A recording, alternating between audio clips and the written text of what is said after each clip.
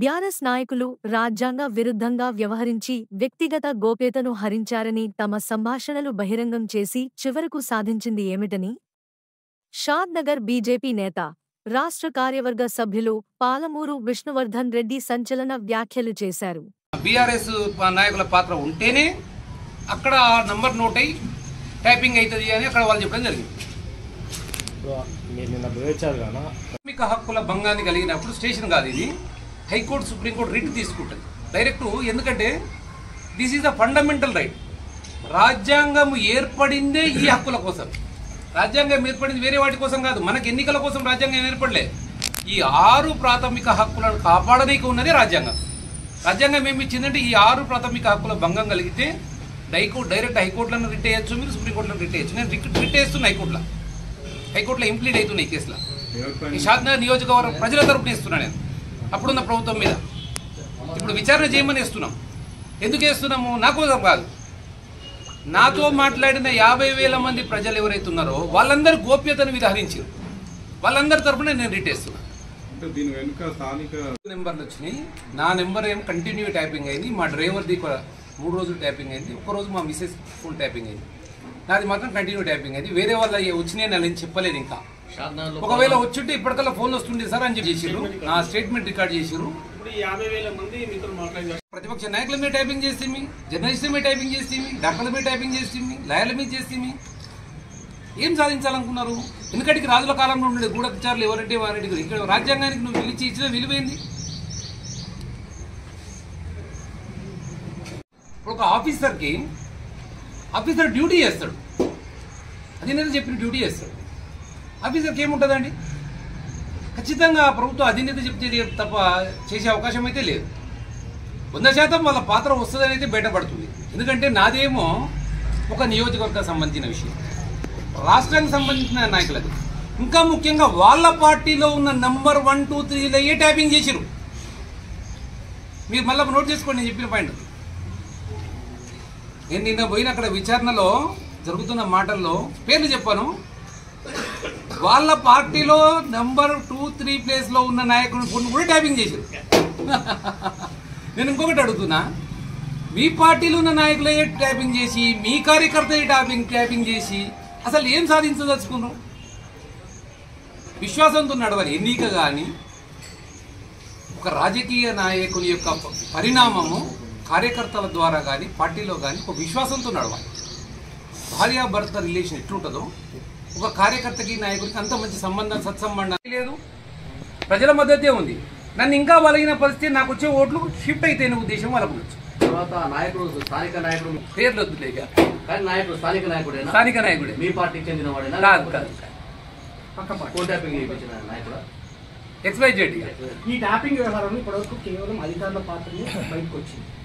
అంటే ప్రభుత్వంలో పెద్దలు ఏంటంటే నాకు టికెట్ పోయిన తర్వాత అభిమానంతో ఓట్లేసే ప్రజలు నా వైపు ఉన్నారు. అవతల పార్టీకి ఏమో పార్టీ పరంగా సెట్ అయిన ఓట్ బ్యాంక్ ఉంది, ఇంకో పార్టీకి పార్టీ పరంగా సెట్ అయిన ఓట్ బ్యాంక్ ఉంది. నన్ను బలహీనం చేస్తే ఆ ఓట్లను డైవర్ట్ చేసుకోగలుగుతారు. నా దగ్గర ఉన్న కేడర్ ఇప్పుడు ఈ పిల్లలే, పెద్ద పదవులు ఉన్న వాళ్ళు కాదు. వీళ్ళని భయపెట్టో కింది స్థాయి వరకు ఈయనకున్న యంత్రాంగాన్ని వీక్ చేస్తే ఆటోమేటిక్గా ఈ ఓట్లని మేము ప్రభావితం చేసుకొని మార్చుకోగలుగుతామనే ఉద్దేశంతో నా ట్యాపింగ్ చేసిన నేను భావిస్తున్నాను. ఎందుకంటే నేను వస్తే నేను హాస్పిటల్ అయ్యేంత ఒత్తిడి రాదు నాకు. వచ్చింది ఎలక్షన్స్ జరుగుతున్నప్పుడే ఒక ప్రక్రియలో. ఇప్పుడు ఎలక్షన్ జరుగుతున్నప్పుడు పోలీసులు మన మాట వినే పరిస్థితి లేదు. నంబర్ 1. ఇప్పుడు మేము కొన్ని రైడింగ్లు అయినాయి, కొన్ని కేసులు అయినాయి మా మీద. ఆ కేసులైన సందర్భంలో నరేందర్ రెడ్డి అని ఒక పిల్లగాని ఒక ఉదాహరణ చెప్తాను నేను మీకు. సంతాపూర్లో నరేందర్ రెడ్డి అని ఒక పిల్లగాని ఇంట్లో 20 హెల్మెట్లు ఉన్నాయి. ఎప్పటి అయ్యి? మేమెప్పుడో ట్రస్ట్ ఉన్నప్పుడు ఇచ్చిన హెల్మెట్లు మన ఇంట్లో మిగిలిపోయినాయి. రెగ్యులర్గా నేను ఆ పిల్లగానితో మాట్లాడుతున్నా, చేస్తున్నా. మరి వాళ్ళ పిల్లగాని ఇంట్లో పైసలు ఉన్నాయనుకున్నారు, హెల్మెట్లు అనుకో. మన ఇంట్లో లోపల పోయి ఇంట్లో మన దేవుని గదిలో తీసుకొచ్చి బయట పెట్టి కేసు పెట్టి వాళ్ళ భార్య వాళ్ళ అమ్మనే మర్చిపోయారు. వాళ్ళ ఇంటే ఏం దొరకలే, వాస్తవానికి ఏం దొరకకుండా హెల్మెట్ పట్టుకొచ్చి కేసు పెట్టి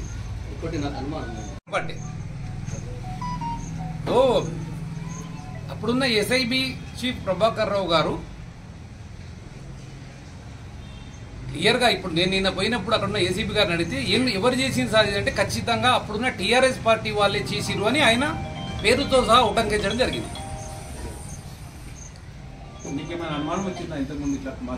ఇస్తున్నప్పుడు మీ కాంగ్రెస్ ప్రభుత్వం విచారణ చేపడుతుంది కదా, దీనికి బాధ్యులను కఠినంగా శిక్షించాలని డిమాండ్ చేస్తున్నాను.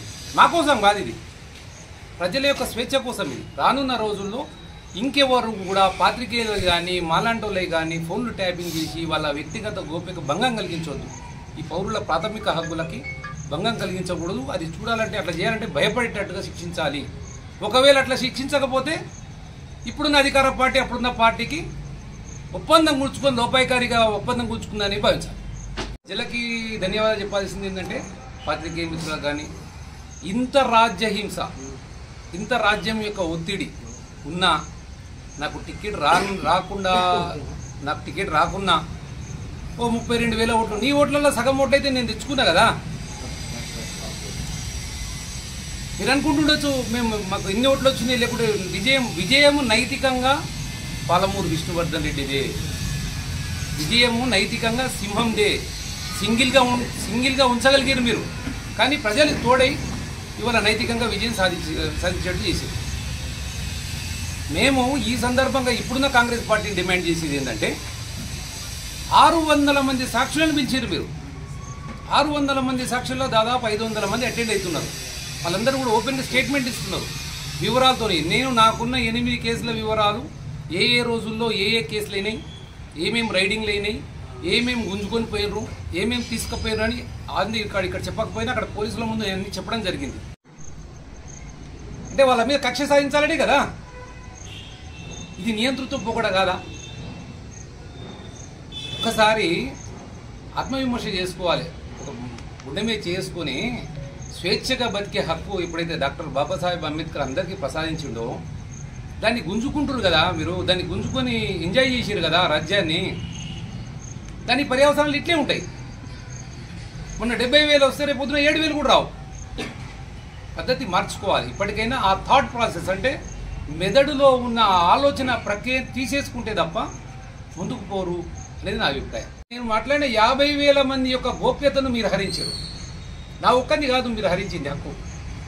నాతో పాటు మాట్లాడిన, నాతో ఫోన్ మాట్లాడి నాకు సంఘీభావం తెలిపిన 50,000 మంది యొక్క స్వేచ్ఛని మీరు హరించి మళ్ళీ అదే 50,000 మందితో మీరు ఓట్లు వేయించుకోవడానికి ప్రయత్నం చేసింది.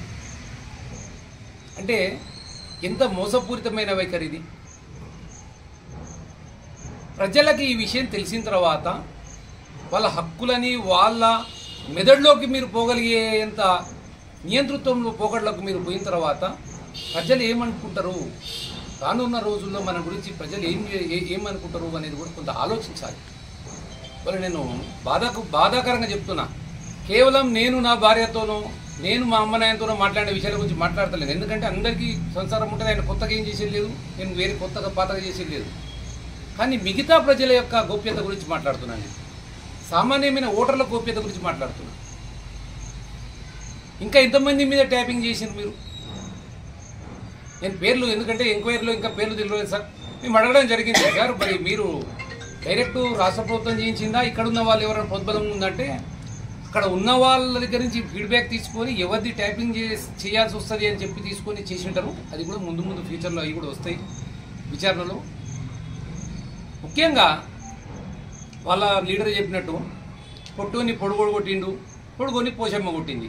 ఏం సాధించినావు? ఓడిపోయింది కదా, ఏం సాధించినావు? మళ్ళీ ఒకవేళ మళ్ళీ గెలిచింటే నాతోని మాట్లాడిన 50,000 మందిలో 100 మందో 200 మందో జర్నలిస్టులు, డాక్టర్లు, లాయర్లు, సంఘీభావం తెలిసిన వాళ్ళు ఉంటారు కదా. వాళ్ళని ఏం చేసిన వాళ్ళు మీరు? ఇట్లా 7 హక్కులలో ఒక హక్కుని 1978లో అప్పుడు కాంగ్రెస్ ప్రభుత్వం 44వ సవరణ ద్వారా తీసేసింది. 6 ప్రాథమిక హక్కులు అయితే రాజ్యాంగం మనకు ప్రసాదించింది. మన రాజ్యాంగము ఈ 6 ప్రాథమిక హక్కులని రక్షించడానికి జన్మించిన రాజ్యాంగాన్ని, అందులో ఉన్న హక్కులని, స్వేచ్ఛ అనే హక్కుని హరించే విధంగా అప్పుడున్న ప్రభుత్వం చేయడం అనేది చాలా బాధాకరమైన విషయం. అప్పుడు ఒక సందర్భంలో అదే పార్టీలో ఒక పెద్ద మనిషి ఈయనకి టికెటే రాకుండా చేస్తా అని చెప్పాడు. ఆయన ఏం వినడో, నా ఫోన్లలో ఏం చేసిండో అంటే నేను రకరకాల సందర్భాలు మీ ముందు పెడుతున్నా. అది కాలానుగతంగా టికెట్ కూడా రాలేదు. తర్వాత నేను ఎలక్షన్ చేస్తుంటే మా పిల్లల్ని ఇబ్బంది పెట్టడము, కేసులు పెట్టడం, 8 కేసులు అయినాయి నాకు అసెంబ్లీ ఎన్నికలలో. అసెంబ్లీలోనే హైయెస్ట్ కేసులు ఎదుర్కొంటున్నది నేనే ఇప్పటికి కూడా, ఎన్నికల కేసులో ఒక అభ్యర్థిగా. ఏం సాధించారు మీరు? ఆ 2 నెలల్లో నేను మీలాంటి పాత్రికేయ మిత్రులతో వ్యక్తిగతంగా మాట్లాడేది, ఎందుకంటే మాకు ఫీడ్బ్యాక్ కావాలి, ప్రజల్లో నిలబడ్డాం కాబట్టి మేము మంచి చెడ్డ మా యొక్క వెనుక వీపు మాకు తెలియదు కాబట్టి మేము మాట్లాడాల్సి వస్తుంది. పాత్రికేయులతోని, వ్యాపారస్తులతోని, డాక్టర్లతోని, లాయర్లతోని, సమాజంలో పేరు ప్రతిష్టలున్న పెద్ద మనుషులతోని, ఓటర్లతోని, కుల సంఘాల పెద్ద మనుషులతోని అనేక మందితో మాట్లాడడం జరిగింది. నా ఫోను మీరు 24 గంటలు విన్నారంటే నాతోని వాళ్ళు మాట్లాడిన మాటలన్నీ కూడా మీరు విన్నట్టే కదా. డాక్టర్ బాబాసాహెబ్ అంబేద్కర్ గారు వారి యొక్క సారథ్యంలో రచించిన రాజ్యాంగంలో 7 ప్రాథమిక హక్కులు ఉండేవి. 1 స్వేచ్ఛగా ఉండడం, 2 సమానత్వంగా అందరం సమానంగా ఉండడం, 3 మత స్వాతంత్ర్య హక్కు, 4 విద్యా సాంస్కృతిక